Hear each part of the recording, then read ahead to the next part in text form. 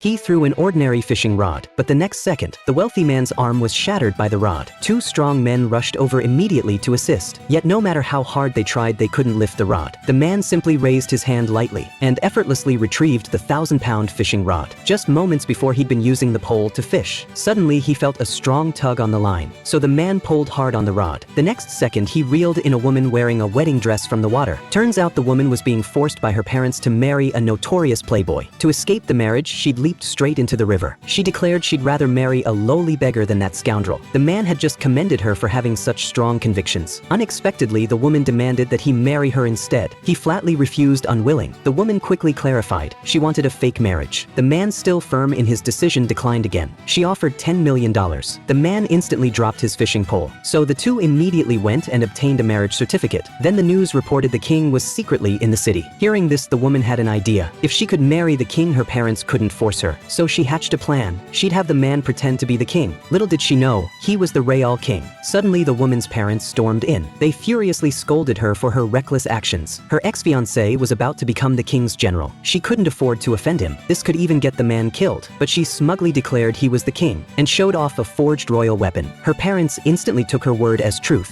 Flush with confidence, they confronted the fiancé, demanding the wedding be called off. But the ex-fiancé scoffed. No way, this beggar was the king. They demanded proof, the king's weapon. So the man produced his fishing pole instead. The woman cringed in embarrassment. The fiancé mocked him mercilessly for daring to call a mere fishing pole a kingly weapon. But the man calmly challenged the fiancé, "Here, catch it." The fiancé arrogantly reached out his hand. Sure enough, the pole slammed down, instantly crushing him to his knees. Everyone suddenly realized the incredible truth. This man really was the king. They dropped to the ground in terror. Desperately, they begged the king for his mercy and forgiveness.